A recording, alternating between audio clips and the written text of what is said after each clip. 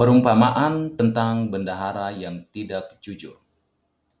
Perumpamaan bendahara yang tidak jujur terdapat dalam kitab Injil, yaitu Lukas 16 ayat 1 sampai dengan 13.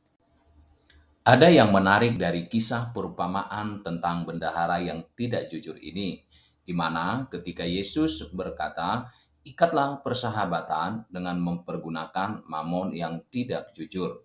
Hal ini seringkali salah dimengerti, seolah-olah Tuhan mengizinkan kita mengumpulkan harta dengan cara yang tidak jujur jika hal itu dipakai untuk orang lain yang membutuhkan atau keperluan-keperluan sosial lainnya.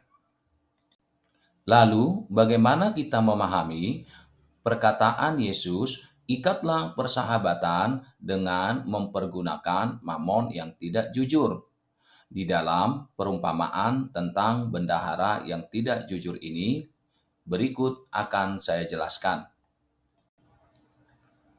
Ada beberapa hal yang dapat membuat bendahara dikatakan tidak jujur, yaitu yang pertama, jika bendahara melakukan markup pengeluaran. Yang kedua, bendahara melakukan pengeluaran fiktif. Yang ketiga, bendahara melakukan pemerasan. Perbuatan bendahara yang tidak jujur dalam perumpamaan ini adalah bendahara melakukan pemerasan terhadap mereka yang meminjam kepada tuannya.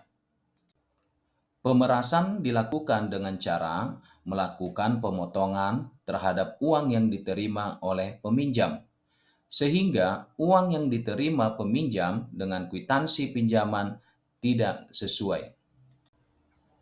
Demikianlah si bendahara yang tidak jujur ini mengumpulkan mamon yang tidak jujur bagi dirinya sendiri.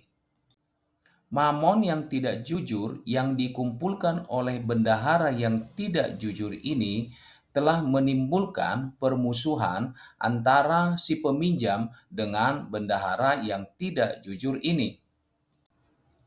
Apakah arti perkataan Yesus dalam perumpamaan bendahara yang tidak jujur yang mengatakan, "Ikatlah persahabatan dengan mempergunakan mamon yang tidak jujur"? Ketika si bendahara menyadari bahwa ketika tuannya memecatnya, maka tidak akan ada orang yang mau menerimanya sebagai sahabat jika melihat perbuatan-perbuatannya sewaktu dia menjadi bendahara.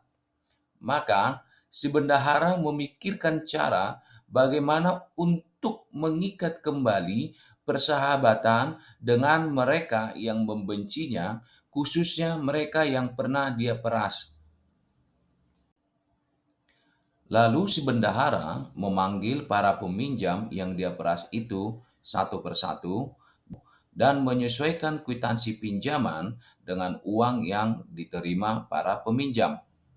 Hal ini tentu membuat bahagia para peminjam atas perbuatan baik si bendahara dan mau menerimanya sebagai sahabat.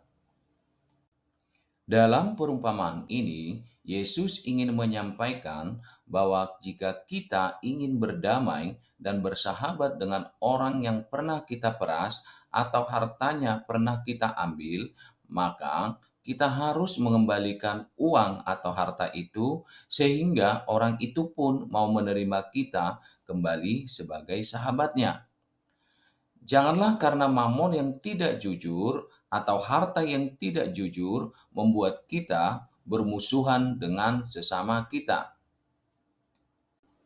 Demikian juga jika kita ingin berdamai dengan Tuhan dan ingin mendapat pengampunan dari Tuhan, maka kita harus mengembalikan harta yang kita peroleh secara tidak jujur itu, baik dari sesama perusahaan maupun dari negara. Hal ini sesuai dengan apa yang difirmankan Tuhan dalam kitab Imamat pasal 6 ayat 1 sampai 7. Apabila seseorang ingin menerima pengampunan, maka seseorang itu harus mengembalikan apa yang telah dirampasnya atau apa yang telah dipercayakan kepadanya yaitu apa yang dipinjam kepadanya. Hal ini juga dapat kita lihat ketika Zakheus bertobat dan mendapat pengampunan dari Tuhan dan berkata kepada Tuhan, "Tuhan, setengah dari milikku akan kuberikan kepada orang miskin, dan sekiranya ada sesuatu yang kuperas dari seseorang, akan kukembalikan 4 kali lipat." Hal ini juga dapat kita lihat dalam kitab Amsal pasal 28 ayat 8. Orang yang memperbanyak hartanya dengan riba dan bunga uang, mengumpulkan itu untuk orang-orang yang mempunyai belas kasihan kepada orang-orang lemah. Demikianlah penjelasan perkataan Yesus dalam perumpamaan tentang bendahara yang tidak jujur, yang mengatakan, "Ikatlah persahabatan dengan menggunakan mamon yang tidak jujur." Tuhan Yesus memberkati kita semua. Amin.